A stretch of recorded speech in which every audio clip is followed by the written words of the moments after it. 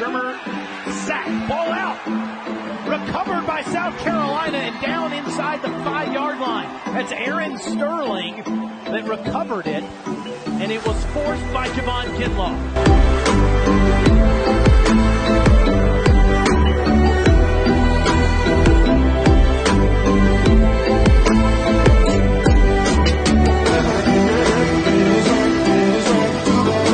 Kinlaw got great push up front.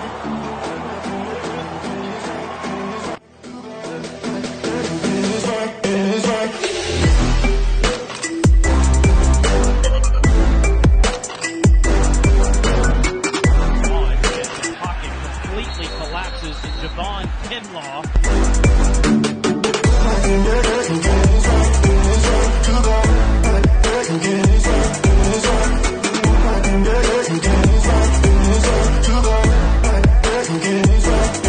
And Chambers quickly dropped to the turf. Javon Kinlaw.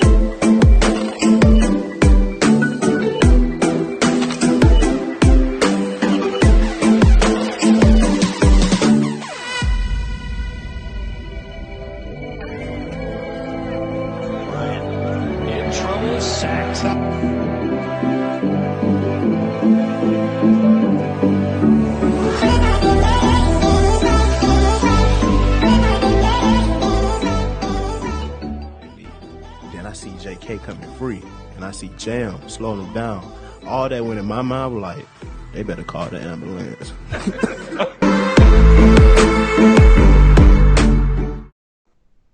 Hello, welcome. It is UK Cowboys TV. It's season 1, episode 42. And this week, it is obviously the Combine, so we're doing a pre-Combine special. With us this week, we've got the ever so faithful double act here. We've got Jamie with us. Evening, everybody. Yeah, we've got Brian. Good evening, everybody. Yeah. And then waiting in the wind to help us break things down, all Combine, we have coming across the airways live from Dallas, the famous and infamous DallasCowboys.com. Number one stop for all things draft. We have the one and only Mr. David Helman. You all right, Dave? Yeah, I'm great, y'all. Thanks for having me on. It's good to be here with y'all. No, it's thank you very much for giving us your time, Dave. I know, obviously, this week being the Combine and all that, we know how busy you're going to be. So any time that you spare us, we can't thank you enough, mate. No, don't even mention it. Thrilled to be here. Yeah. Well, I mean, straight off the bat, before we get into it, I'm not sure if you can see the flag in the background there. I am an Aggies fan, and I just want to take a moment to congratulate LSU on the huge win at the Natty. It's a massive win for you guys. We did message Brian Broadus. We never got a message back, so I think he's either still partying. You know what? Now that you bring that up, I like the night that LSU won. Man, I got so many DMs and texts and phone calls, and yeah, I probably didn't answer all of them. I was, I was not in a 100% rational state of mind at the time. But man, it was a dream season. I keep telling, obviously it's been almost 30 years since the Cowboys won a Super Bowl. It's worth the wait, though, man. I hope Cowboy fans get to experience another one soon, because it was definitely one of the best experiences of my life, watching my alma mater bring it home. It was really cool. Yeah, we did see you wearing the Broadus jersey as well. Oh, absolutely. He gave me that a few years ago, and when we found out we were going to go to the game together, I was like, well, obviously, like, there's only one thing I can wear for sure. I must admit, Dave, your Twitter feed throughout the night was very entertaining. People always tell, like, luckily people seem to enjoy my my inebriated LSU commentary. I'm glad they do, because I'm going to do it regardless. But yeah, the Cowboys are my job, so I got to approach it with a certain level of professionalism. But when it comes to LSU, all bets are off. That's kind of where I get to let my hair down, so to speak, and really let my true colors show. We've got to ask this question because you know that we're a fan of it over here. But were you on any of the Jaeger bombs while you were over there? Okay, guys, let's talk about this.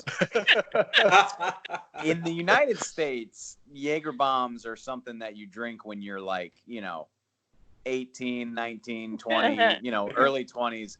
I remember when we came over there for the Cowboys-Jags game in 2014, y'all just kept handing me Jaeger bombs. I was like, look, man, I'm getting a little old to be throwing these things back like this. I mean, that was one of the best weeks of my entire life, but I had some of the worst hangovers of my entire life, too. It was crazy.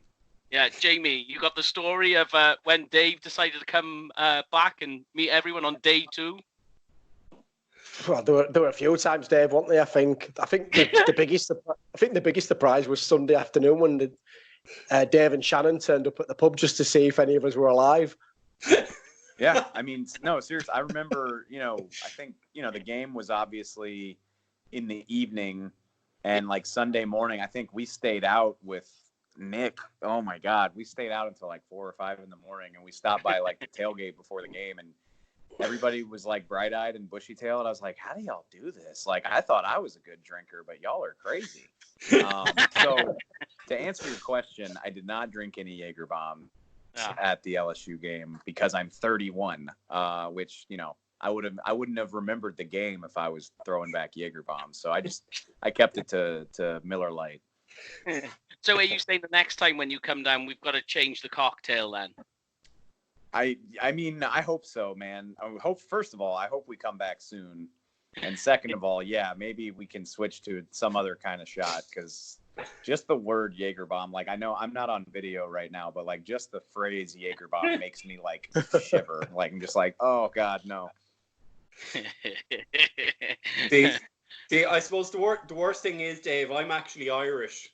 So you'll have the Irish and the Scottish contingent will be out in force the next time you're over, so you're in a lot more trouble. I'm going to say, these Western English lads can't drink. Let me be very clear. First of all, that's terrifying. If the English guys can't drink, that's terrifying.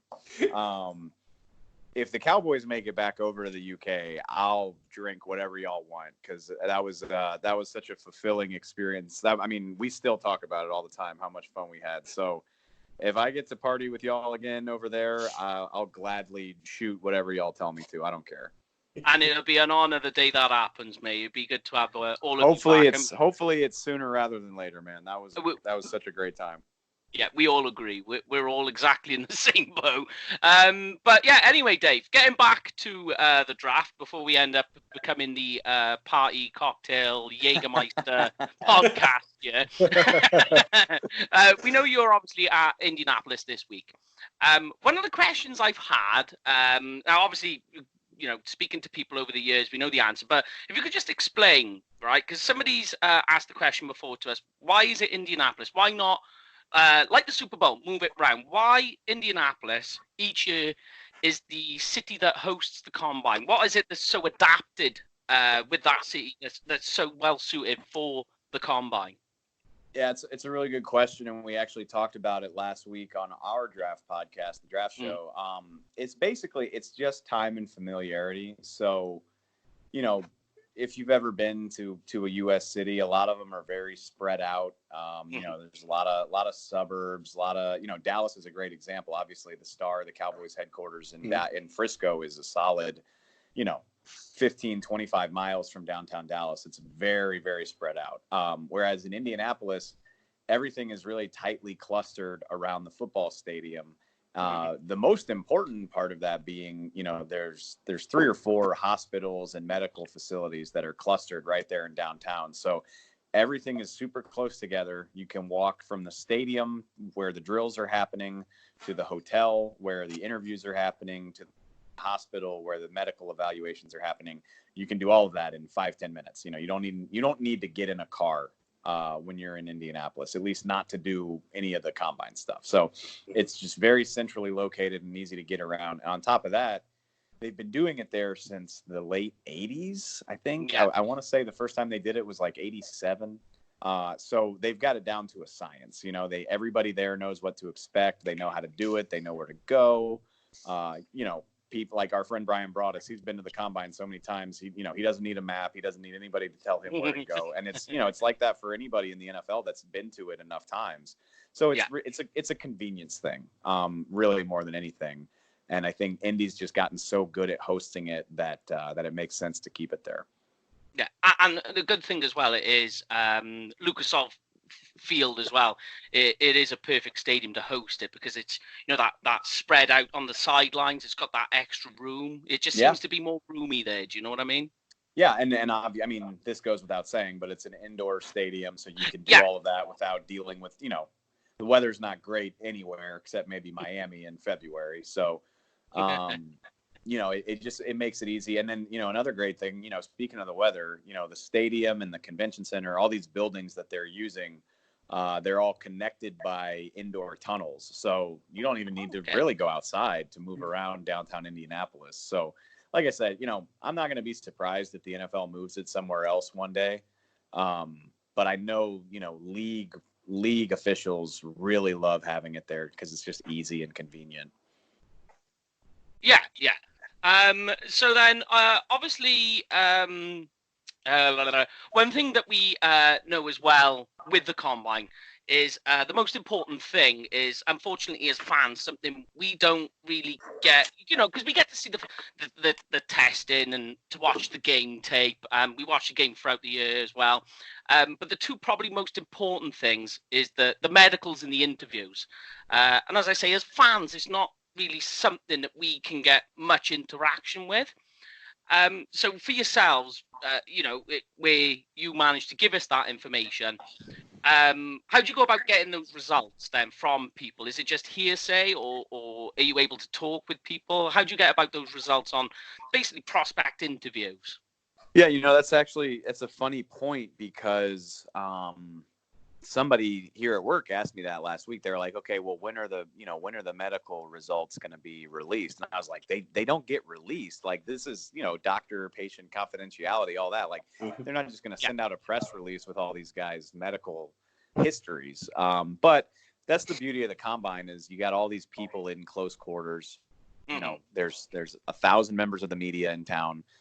There's, dozens and dozens of agents, hundreds of scouts and coaches, and you bump into these people constantly. And that's kind of the main reason why a reporter would want to go, right? Is, you can bump into an agent, maybe getting drinks and the agent will tell you, how his guys' interviews went or, the medical results came back like this. Or you've got, sources inside of coaching and scouting staffs who will say, oh, yeah, that didn't go very well, or his knee. There's a problem there with the evaluation when you're talking about his knee problem or any of that type of stuff. So there's no formal announcement of any of this, but that's kind of the media's job is to get to the bottom of all that. And obviously, it makes it really fun. Is there's obviously agendas. You're going to hear one side of the story from an agent. You're going to hear another side of the story from a scout or a coach, and obviously you'll have a chance to talk to the player himself, hopefully. And you kind of have to piece all of these different narratives together to get the real story. And it's been fun to see how it's grown because, older guys will tell you about how, back in the day, maybe 5 or 6 reporters went to the whole thing. Like in the entire country, maybe 5 or 6 reporters went and they kind of got all the scoop. And now every outlet that covers the NFL sends somebody. So it's kind of turned into a circus, and with that comes, a whole bunch of fake news and noise, and it's a yearly challenge trying to get to the bottom of who's actually telling the truth. It makes it a lot of fun. Yeah, exactly that. I was talking about with another group this week. I said, because they're picking up on rumors that they're reading, on various sites, and I've said, well, just remember one thing: the draft season is also known as the lying season. Everyone lies this time of year. Absolutely. I mean, like I said, from coaches and scouts and executives to agents and players, like everybody's doing everything possible to improve their draft stock. And, teams don't want to tip their hand or they want to figure out what other teams are doing. So it's really fun because so much information is flying around, but you got to be really careful about what you trust for sure. Yeah, definitely. And then just quickly, before we let the guys take over and ask you some questions, in terms of interviews, who is it that, because from what we've heard this side is that the Cowboys aren't actually going to send any of their coaching staff to the Combine. Is that correct? No. So the Cowboys didn't send their coaching staff to the Senior Bowl because, Mike McCarthy was still putting it together.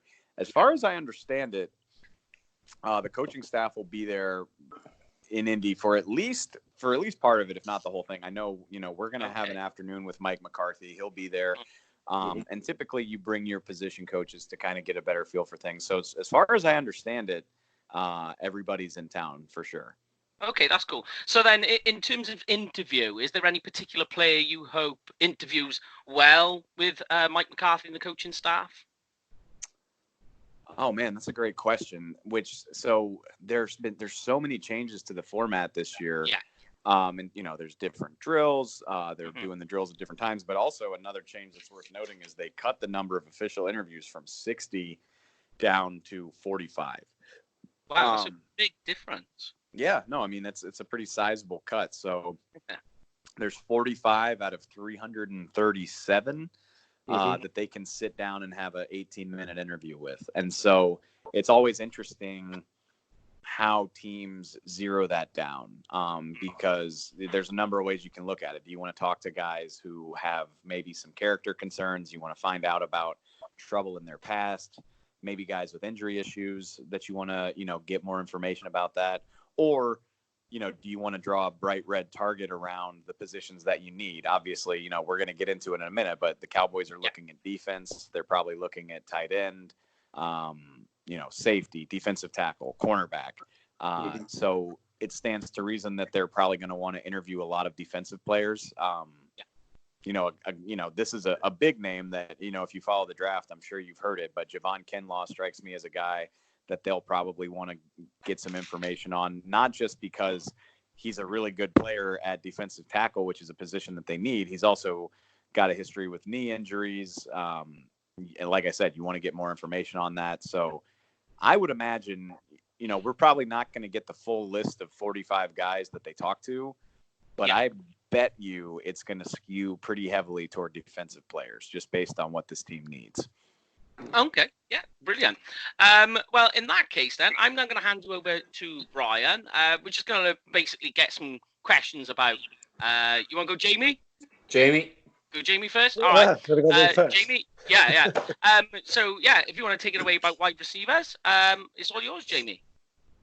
Yeah, just kind of, we know probably the Cowboys are not, I say not, you would hope with some of the needs we've got on defense, they'll go there maybe first, second round. But who's maybe a guy, Dave, that you would think potentially third, fourth round, maybe fifth that we may look at targeting? And also in the combine itself, what kind of drills are you particularly looking at wide receiver to see if the guy can step up and play at the NFL level? So, I don't know how deep y'all are into the draft, studying this draft class or anybody listening, but one of the big storylines in this draft class is this is looking like one of the deepest receiver classes in recent memory. And I mean, it seems like we say that all the time, but it's really true this year. You've got some really sick talents at the top of the draft, whether that's Jerry Jeudy, Henry Ruggs, Laviska Shenault, Jalen Reagor from TCU. But then it stretches all the way down. I know y'all are Texas fans. Devin Duvernay and Colin Johnson are two guys that you could probably get on day 3 of the draft that have a lot of promise. James Prochet is a wide receiver out of SMU here in Dallas that I'm really enamored with. KJ Hill, he's a slot receiver out of Ohio State. Like I can go on and on and on. I'm kind of jumping all over the place. I'm curious for the Cowboys. What is curious is that obviously there's 2 variables. What are you going to do with Amari Cooper? Going to franchise tag him? Are you eyeing a long-term extension? Are you looking for a replacement so that you don't have to sign Amari long-term? Because you could easily make the argument that you could find a replacement for Amari Cooper. Let's say you franchise tag Amari, keep him here through the 2020 season, and potentially draft his replacement.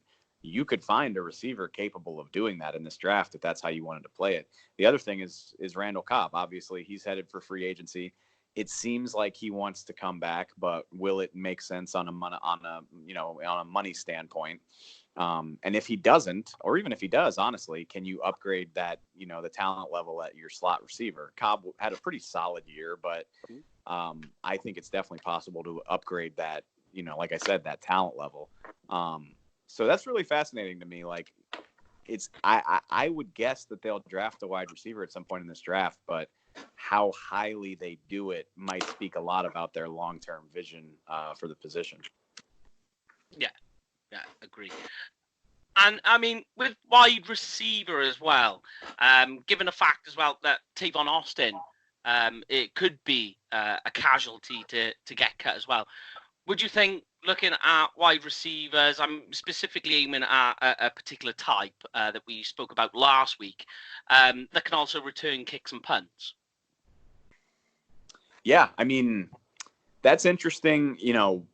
It's early in the offseason, so it's hard to say. I think the Cowboys have a guy here who can do that stuff. His name is Tony Pollard. He was their kick returner last year.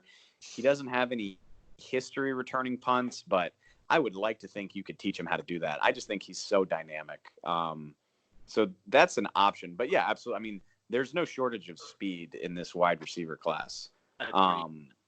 I mentioned Randall Cobb. A guy that I absolutely love is Lynn Bowden Jr. out of Kentucky, which is the school that Randall Cobb went to. He can do a little bit of everything. And yeah, I mean, I completely agree with you. I would be pretty surprised if Tavon Austin finds his way back here. But there's going to be no shortage of options for them to replace that type of skill set with this receiver class being as talented as it is. Yeah, and as you were saying, there's speed there, but I mean, there's just, especially at the top, as you were just mentioning, there's just such an eclectic mix of, you could pick your poison of what sort of trait that you want from wide receiver. You've got jump ball specialists, separation specialists, physicality, Des Bryant type wide receivers. I mean, it's all there for you. Absolutely. Like I said, I mean, I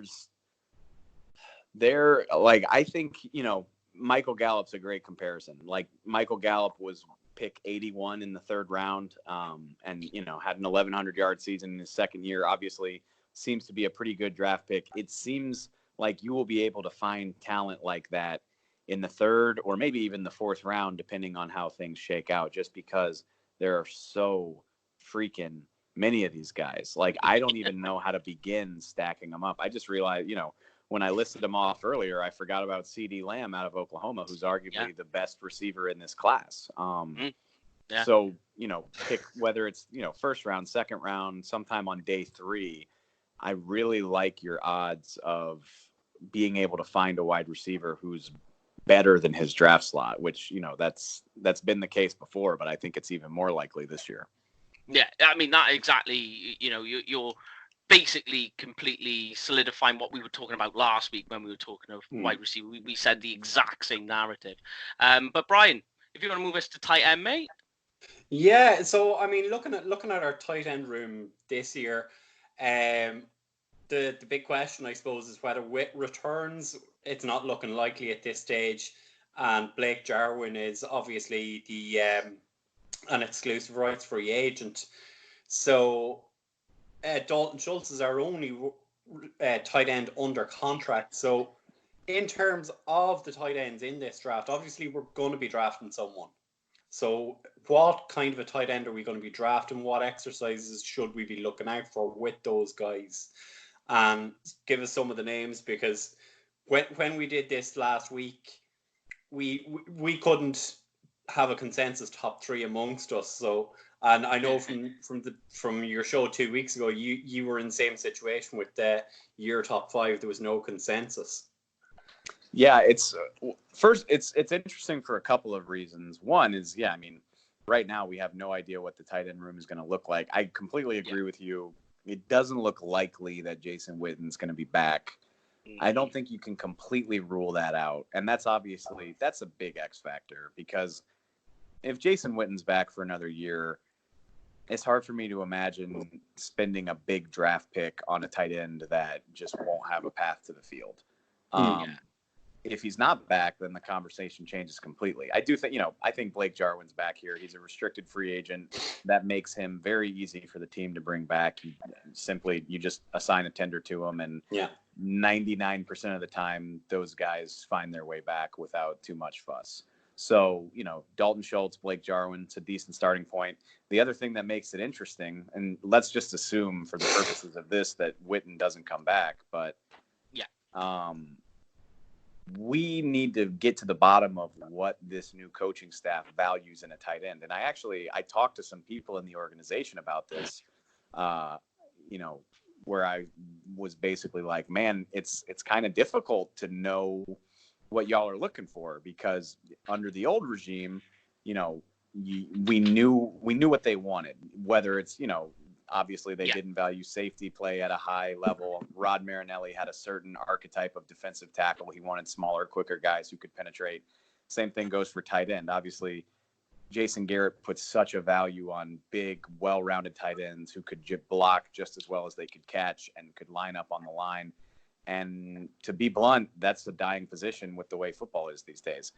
But we knew Jason Garrett was never going to draft basically a big receiver. You know what I mean? Like a 6'2", 235, 240-pound tight end who's really more of a receiver than a blocker. That was never going to happen under the old regime. I can't say that now. Mike McCarthy's employed guys like that before during his time with the Green Bay Packers. This is an offense that obviously you're probably about to sign a big money quarterback. So giving him as many options in the passing game as possible is really appealing. So for that matter, so years ago, I would have said, there's no way the Cowboys would even take a look at Hunter Bryant out of Washington. He just doesn't fit what they're looking for. I don't think that's necessarily the case anymore. And so that's really intriguing, as it kind of opens you up to a caliber of player that you haven't been looking at recently. I think Hunter Bryant's a great example. Basically a big wide receiver, but he's super athletic, has really good hands, moves well after the catch, I think. I would love to draft him. And I think it's more likely this year than it has been in years past. So I'm curious to see how they change their attitudes about the position. As opposed to, Adam Troutman is the kid out of Dayton, the FCS player. That probably would have been the only tight end that I think the Cowboys would have been interested in previous years. But now I think you can kind of open that up to quite a few more players. And it makes it that much more intriguing that there's a wider pool of talent that they might be looking at. It's almost like you watched last week's show talking about Troutman. He was one of the guys we was talking about. But do you think perhaps in terms, because you're an LSU fan, that your best hope, I suppose, of drafting an LSU player is Thaddeus Moss? Yeah, I think it's, I know he's a different type of player you were just talking about. You're talking about Hunter Bryant. Do you think then that they're going to more likely draft a move tight end as opposed to a block in? I think that's that kind of illustrates my point, is 2 years ago, the Cowboys would have never looked at Thad Moss because he's an adequate blocker. Yeah, he's not great at it. He's really more of a receiver. He's got amazing hands. I think the big concern with Moss is how well he runs. But I think the Cowboys might be interested now in taking a look at him. I wouldn't be opposed to that. That's an interesting question. I think you got to look at Thad. I absolutely think Grant Delpit's a guy you obviously have to consider if we're talking about LSU. I mean, anybody that covers the Cowboys draft has beaten that into the ground. Christian Fulton is definitely an interesting one, the cornerback, and then probably Kalaven Chason, the edge rusher. So I would be, I wouldn't bet on it just because it's not good odds, but I mean, there's no shortage of LSU players the Cowboys could look at. There's no doubt about that. Definitely, yeah. There's quite a few coming out of that, that national winning team that's coming out this year. But yes, Jamie, do you want to move us to defensive tackle? Yeah, we across the line last couple of years we have had a lot of production, but I think one glaring need that a lot of people have touched on, we've never really seemed to have one of them dynamic run stuffers up the middle. Do you think that this year potentially we could finally address that? And if so, who do you think could potentially be that kind of guy, even if it's a first rounder? I think one of the glaring examples of how the Cowboys are going to change is the way they look at the defensive line. This is an entirely new coaching staff. Obviously, Rod Marinelli's not here. And like I was just saying, and Rod Marinelli did some great work here. It's not a knock on him, but, he valued a specific type of defensive lineman. He wanted smaller, quick twitch guys who could get up the field and rush the passer. And obviously there's value in that. But you still need beef on the defensive line. Like, you still need guys that can occupy blocks. More importantly, for the money that you've invested in Jalen Smith and Leighton Vander Esch, you need guys that can free your linebackers up to make plays. And I think this new coaching staff is going to put a priority on that. And it's not necessarily to say they're going to be drafting 350-pound players, but I think you're going to see a new mode of defensive tackle than we've gotten used to. And I'm excited to see how that might change in free agency, because this is a deep class of free agent defensive tackles. There's a lot of talented guys available, quite a few of whom have ties to Mike Nolan and Mike McCarthy. So I think the Cowboys could, I absolutely think they'll address that in free agency before we even get to the draft. But, looking at the draft, obviously Javon Kinlaw is the big one. I know a lot of people hope he falls to 17. A guy I really love is the defensive tackle out of Missouri, Jordan Elliott. He can play a lot of different positions all over the defensive line. Seems like he really gets good penetration. Neville Gallimore out of Oklahoma is another one who was at the Senior Bowl that people talk a lot about.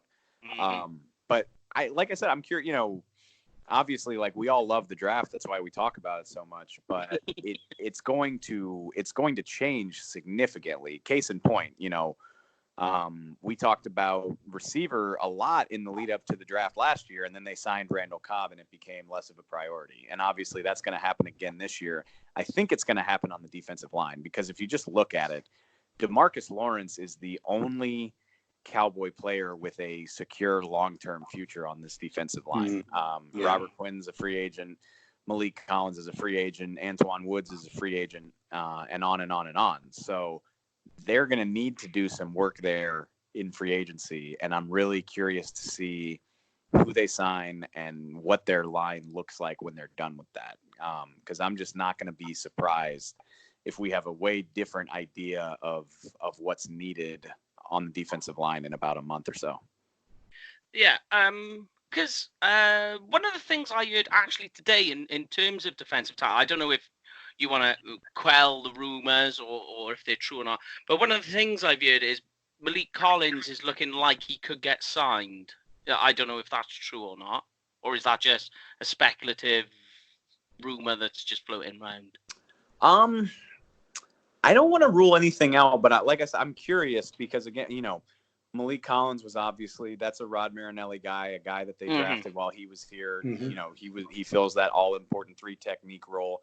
And, of course, the Cowboys are still going to play 4 down linemen. They still need defensive tackles, but does he fit the mold of what they're looking for? I think that's the most important part. Okay. I know they're looking for a bigger mold, a beefier mold of defensive tackle. I don't want to rule that out completely, especially depending on price, but I definitely don't think that's a given. Like I definitely don't. I'm not just like penciling Malik Collins back onto the roster. I think that's going to depend on how the market shakes out and what else they might be looking for. Yeah, I mean, there's a lot of factors involved, especially when you look at the other signings that are needed between now and Malik Collins. Yeah. But another person we've been speaking to who's due to come on the show is your good friend, Dane Brugler. One of the things he mentioned was, in terms of defensive tackle, was Texas A&M, Justin Madubuike. Do you think that's a good fit, or what are your feelings on that sort of option as a draft? It's early, But that is, especially working in the building, you kind of hear whispers and you hear names, and that's definitely a name that I have already heard in terms of guys that they like. And I mean, I've had a chance to watch some of his tape at A&M. I like his versatility. I definitely like his motor. He seems like an exceptionally strong guy. That's always something we talk about. You can even think back last year to Tristan Hill, and people love to say, he needs time in an NFL weight room, and any rookie is going to, but it certainly seems like Matabuke it seems like he's ahead of the curve, at least watching him play college games. So absolutely. I mean, I absolutely think that's a name to know. I would assume like a day 2 pick, like round 2 or 3, probably 2. I agree. I mean, being an Aggies fan, I've watched a lot of him, and sure. the one knock I would have against him is, I'm sure something NFL coaches could break out of him is more that consistency. His effort seems to waver more as the game goes on. Yeah, and I think that's like line 1 with college, especially on defensive line, is you don't need to have a consistent motor to win in college because you're typically better than the guy across from you. Obviously, that's not the case in the NFL, and so I think that's always a learning curve for college players. But I wish I could tell you they were going to draft him. I think it's a little premature for that, but I do think that's a name. I think that's a name that they like for sure. Yeah. All right. We'll move on to defensive back then. If you want to take us away, bro. Absolutely. So, obviously, the one of the big questions I have for you, Dave, and if you can see over my left shoulder, there's a Jeff Heath jersey. Yeah, the GOAT. The GOAT. I mean, you, me, and Meg Murray seem to always have the same picture of Jeff up every match day. So, have you any word on if he's coming back, or has there been any whispers in the building on that? So, it's so much about the decision makers, right? Like, and I mean, I'll go to my grave saying, is Jeff Heath like the best safety in the NFL? Of course not. But he's a lot better than a lot of angry Cowboy fans want to give him credit for. And that's where the whole joke came about, was like, stop ragging on the guy who's nowhere near as bad as you think he is. Having said that, the coaching staff that found him and developed him is gone. Right? Yeah. Like, all these guys are brand new. They don't necessarily have a relationship. They could be looking for a completely different type of safety. And again, you look around the league and you're like, oh, okay, well, Clinton Dix is available. That's a guy that Mike McCarthy worked with for years in Green Bay. So I haven't heard anything definitively. It's always, this stuff doesn't really come about until free agency is really on the cusp. Yeah. I've said for a while, I would love to bring Jeff back, simply because best case scenario, he can be one of your core special teamers and be a defensive reserve. And worst case scenario, maybe you're not thrilled about having him be your starter, but he can do it. Yeah. Do the coaches feel that way? And on top of that, you got to consider, what kind of offers is Jeff going to get? There might, Jason Garrett might want to talk to him about coming to New York. His old special teams coach, he's bringing every other old Cowboy up there, so he'll want to talk to Jeff. And obviously Jeff's old position coach, Rich Bisaccia, is in Oakland, or Las Vegas, I should say. Yeah. So that's always something to consider too. So I can make the case for bringing him back, but I think I would lean against it, again, just because all of those relationships are kind of severed. But I know I'd be in favor of it. Like I said, not necessarily to be my starter, but I like guys with his makeup and his ability, especially as special teamers. But I'll be interested to see what his market looks like. Yeah, that you just beat me to the punch there. I was just about to ask you, would you still want him to go, knowing that he was probably the best gunner on special teams for the Cowboys?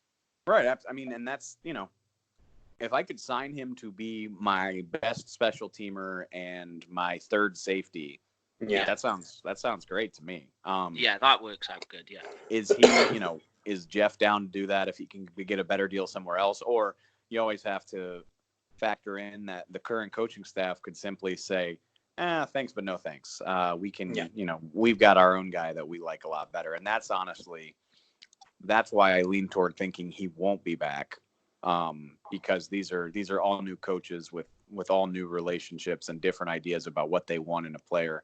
But this is the first time in a decade that we've had this where, like I said, like for so long, you knew what to expect. And we don't really know what to expect right now. That's what makes it exciting. Yeah, exactly what we was talking about a couple of weeks ago is like the reason there's so much speculation about what they're going to do is because there's absolutely no clue. Like you say, if it was the old regime, we could be like, we know they're not going to take, Xavier McKinney or Delpit in the first. If it was the old regime, we could sit here and say, all right, Witten's going to come back for one more year. They're going to sign they're going to sign a defensive tackle that looks like this. They're going to sign this guy. They're not going to draft a safety in the first round. And on and on and on. Like you could just kind of you could just follow the trail, and it got easier and easier as the years went by. But you kind of have to throw the playbook out now. And like I said, that's what makes it fun, is that it's hard to predict what they're going to do. Yeah, of course. Do you want to continue safety? Very good. So you've broken my heart, Dave. So now build me back up and tell me what we're looking at in terms of defensive backs. Like the way I'm looking at it is you've the two guys from LSU, you've Grant Delpit at safety, Christian Fulton at corner, and then you've the two guys from that trash school in Alabama, Trayvon Diggs and Xavier McKinney. So yeah, I like that. Build me back up.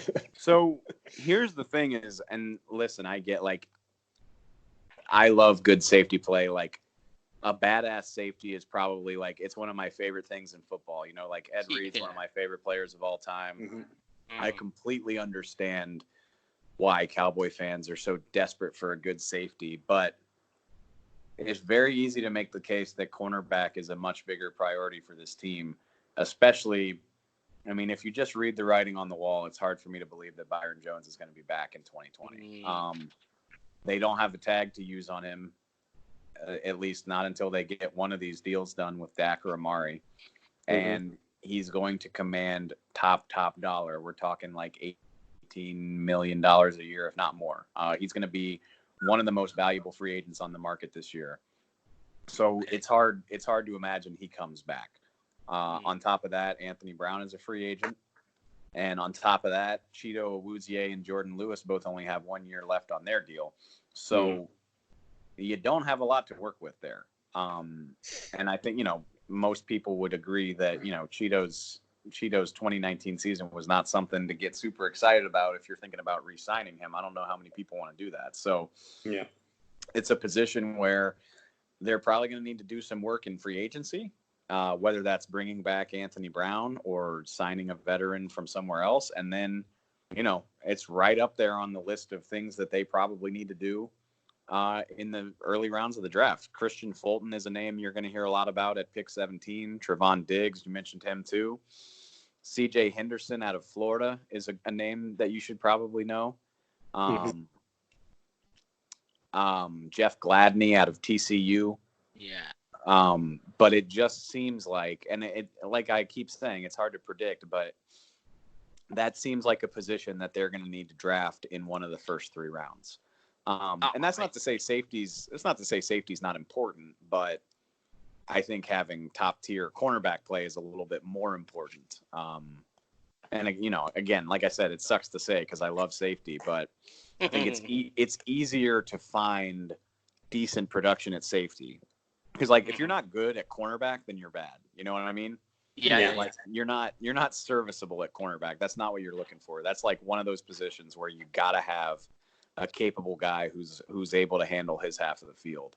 And we've watched the Cowboys patch the safety position together for a decade. It's not necessarily pretty, but you can make the playoffs with mediocre safeties.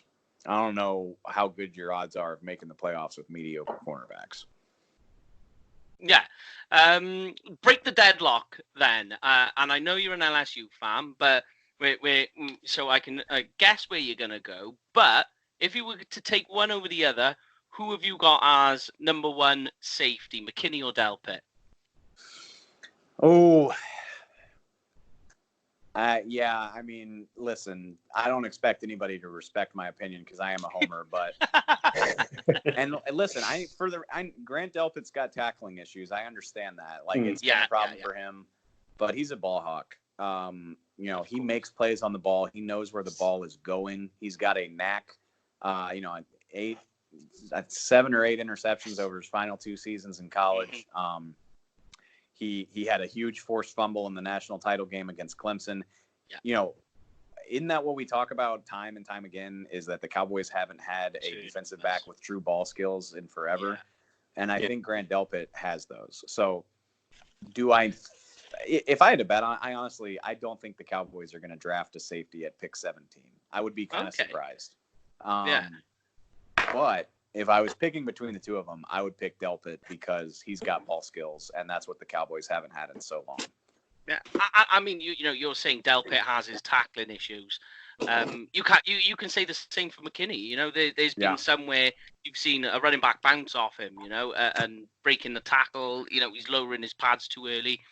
So and that's honestly, that's why, and I think they're both great players. Don't get me wrong. Yes. Yeah. But I don't think either one of them is a safe enough prospect for the Cowboys to draft them at 17. It's just a hunch on my part. I don't have any evidence to back me up, but if the Cowboys are going to draft a safety in the first round, I think they want to have far fewer question marks. And that's for both of them, Delpit and McKinney. I mean, you know, if they were picking closer to the back end of the first round, maybe that's more plausible, but you know, 17 is a spot where you still have a chance to get like a true blue chip player. And I just wonder if the Cowboys value either of those guys as highly as those of us in the media do. Yeah. Well, I mean, like I put as Brian knows, I have a sleeper for every position. And in safety, my sleeper is actually the small school guy from Lenore Rhine, Kyle Duggar. I think he's a guy that, you know, if what you're saying is true, he's a guy I think they could take in the 3rd round. Kyle Duggar scares the hell out of me, man. Just because, and it's not his fault, but Division II player. I know he went. I know he went to the Senior Bowl. He played great. He looked the part of a big time prospect, but that still scares me. And then I look at recent history. The Cowboys haven't drafted a small school. They haven't drafted a Division II guy in a decade. And it didn't work out very well for him when they did. So, I do think he's a good player. It just scares me. I'm a big fan of Antoine Winfield Jr. out of Minnesota. I think you could find him in the 2nd round. He's small, but he hits like a sack of bricks, and I think he's got really good instincts and coverage. I'm a big fan of his game, honestly. And I hate saying this because I am a big LSU homer, but I think I'd feel more comfortable drafting Winfield at 51 than Delpit at 17. Yeah. And I'm totally with you. I mean, the thing, funnily enough, that scares me with Antoine is what you mentioned is he's definitely short. He's definitely on the shorter side for safety. For sure. I mean, I'm not going to be surprised if he measures in at 5'9" here in Indianapolis. But, it's not ideal, but we've seen guys play the position at a high level like that before. I mean, if it was a cornerback, I'd be a little bit more concerned. But, speaking of LSU guys, Tyrann Mathieu is not the biggest guy himself, and he handles himself just fine. So I'll take him on. Still can't believe we didn't take him in free agency. So we'll finish off then. I know Jamie's got a question for you. We'll make that the last question. So if you want to take it away, Jamie, and then we'll wrap the show up.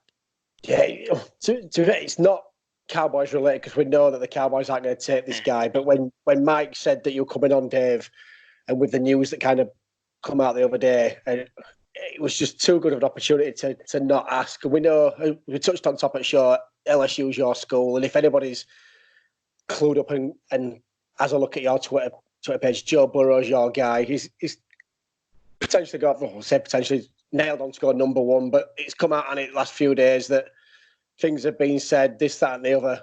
Is he gonna pull an Eli Manning, do you think, or is he not gonna do it?